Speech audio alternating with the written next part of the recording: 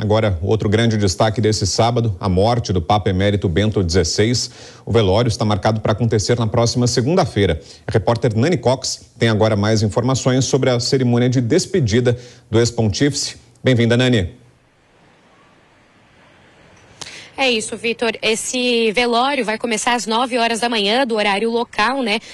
Lá da Europa, às 9 horas da manhã. Aqui no Brasil, 5 horas da manhã. Vai ficar, então, exposto o corpo de Bento XVI até às 7 horas da noite, para que os fiéis possam se despedir do Papa Emérito. Também vai ter uma oportunidade para outros fiéis, a partir das 7 horas da manhã até às 7 horas da noite, na terça e quarta-feira, para que eles também possam se despedir do Papa Emérito. Por desejo de Bento, o funeral será o mais simples possível. E aí vai ser na quinta-feira, né?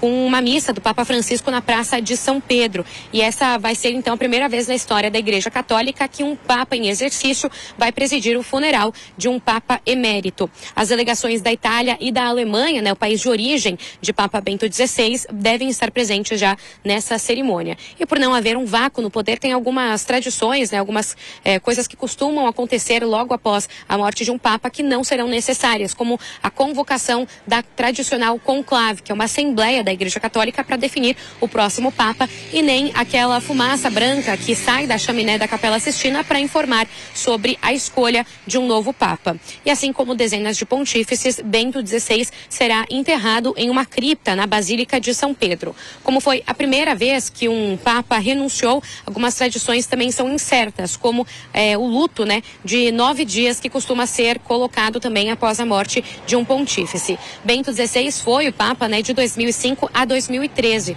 O cardeal Dom Odilo Scherer vai acompanhar esse funeral do Papa Bento XVI a partir da próxima segunda-feira lá no Vaticano. E em uma entrevista ao repórter Marcelo Matos, o arcebispo metropolitano de São Paulo analisou o legado deixado por Bento XVI no comando da Igreja Católica. Papa Bento XVI morreu na manhã de sábado no Vaticano e nós tivemos então a confirmação. Ele morava já lá no mosteiro desde 2013, quando deixou inclusive a condição de Papa. Ao nosso lado está o arcebispo metropolitano de São Paulo, o cardeal Dom Odilo Scherer, para falar a respeito de todo o legado de Bento XVI, que ficou por 8 anos à frente da chefia da Igreja Católica. Dom Odilo, eu queria que o senhor falasse, ele ficou marcado justamente pela renúncia nesse período, mas hoje nessa missa que foi realizada em homenagem à memória de Bento XVI, o senhor ressaltou todo o seu legado e todo o trabalho que ele fez pela Igreja Católica.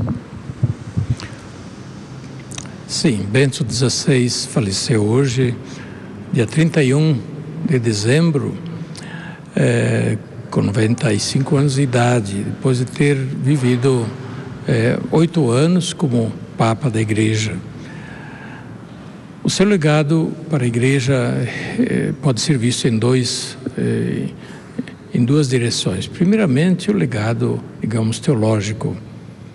Ele escreveu bastante, deixou obras teológicas fundamentais, já como teólogo do Concílio Vaticano II, como professor de teologia na Alemanha, depois como prefeito da Congregação para a Doutrina da Fé, ajudando João Paulo II, e depois, é claro, ainda como Papa, ele também escreveu. Portanto, como teólogo, ele deixou um legado importante de obras teológicas que certamente vão ficar para o futuro, para a posteridade, como uma referência na teologia. Outro legado, naturalmente, é menos quantificável, menos perceptível, mas é justamente o seu trabalho, sua dedicação à Igreja enquanto Papa, enquanto pastor universal da Igreja, a sua dedicação para ajudar o povo de Deus a caminhar no rumo certo, a caminhar nos caminhos do Evangelho e a caminhar também no mundo tão plural que nós temos hoje, onde a fé cristã precisa se inserir, participar da edificação do mundo sem perder a própria identidade.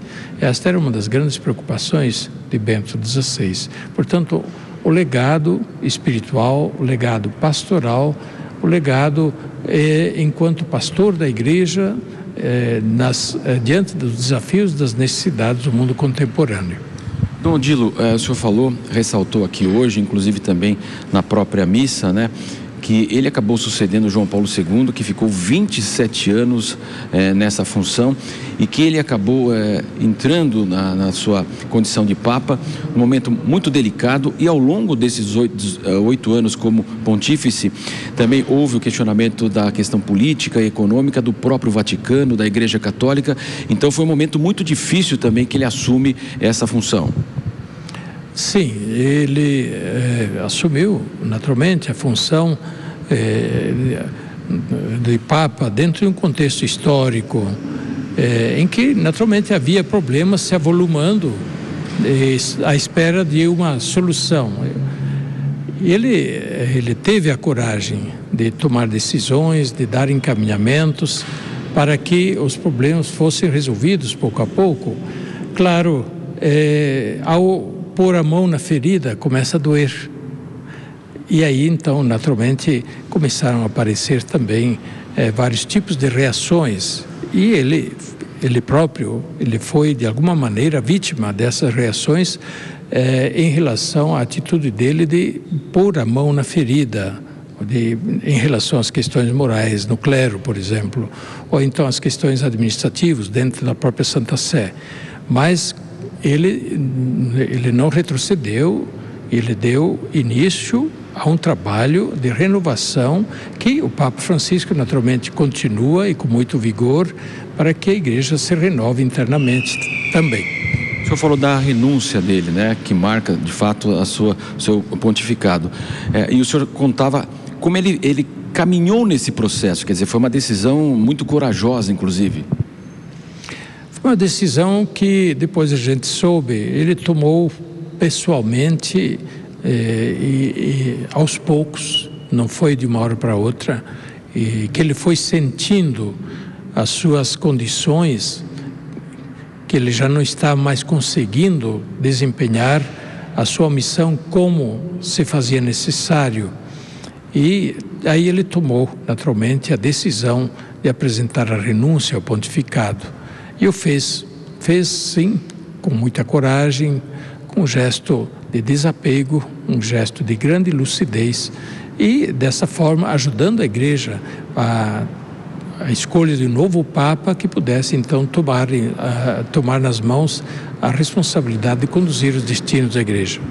Dom Odilo, o senhor vai comparecer justamente aí o velório que será realizado a partir de segunda-feira e também, desta vez, algo inédito também, que será inclusive presidido pelo próprio Papa Bento, na verdade, Papa Francisco vai fazer esse processo, que é algo também inédito na própria Igreja, um Papa comandar o velório e até o sepultamento de outro Papa. Bem, isto naturalmente é um capricho da história, né? Não acontece todo dia, né? Mas como agora tinha um Papa emérito, então é a coisa mais natural que o Papa que está em função faça os funerais do seu predecessor. Uma coisa que não se viu há mais de 6 séculos, mas aconteceu e vamos acompanhar. O senhor falava da questão do Papa Francisco, que ele o considerava carinhosamente como o avô da Igreja, ele o pai da Igreja? Assim mesmo, em mais de uma circunstância, o Papa Francisco assim se expressou em relação ao Papa Bento XVI, sempre destacando a sua sabedoria, a sua humildade e a sua dedicação à Igreja. Bento XVI dizia, Francisco dizia a respeito de Bento XVI, que Bento é uma força moral na Igreja, uma referência, é uma força enorme dentro da Igreja, mediante a sua dedicação, sua oração, não mais mediante a ação, mediante a sua presença e a sua oração. Cardeal Dom Odilo Scherer conversando conosco, arcebispo metropolitano de São Paulo, analisando então a morte de Bento XVI na manhã deste sábado no Vaticano. Portanto, agora retornamos aos nossos estúdios na Avenida Paulista. Muito obrigado, Dom Odilo Scherer. Pois não. Feliz Ano Novo para todos os ouvintes e os que acompanham a Jovem Pan. Deus abençoe a todos. Muito obrigado. Retornamos então aos nossos estúdios na Avenida Paulista.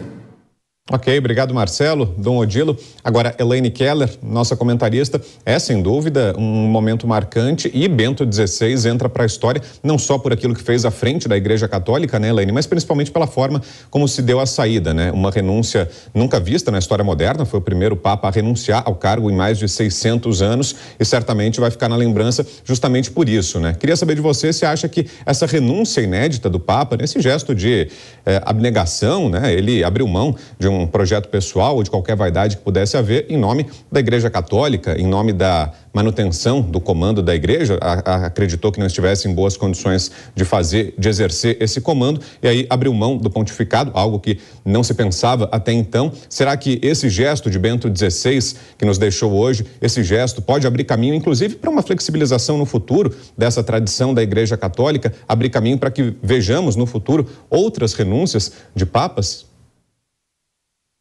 Na verdade, eu entendo que foi um período bastante atípico, né? Porque ele assumiu o papado logo depois de João Paulo, que era um papa conhecido mundialmente pela sua fraternidade, pela forma carinhosa como se dirigia ao povo.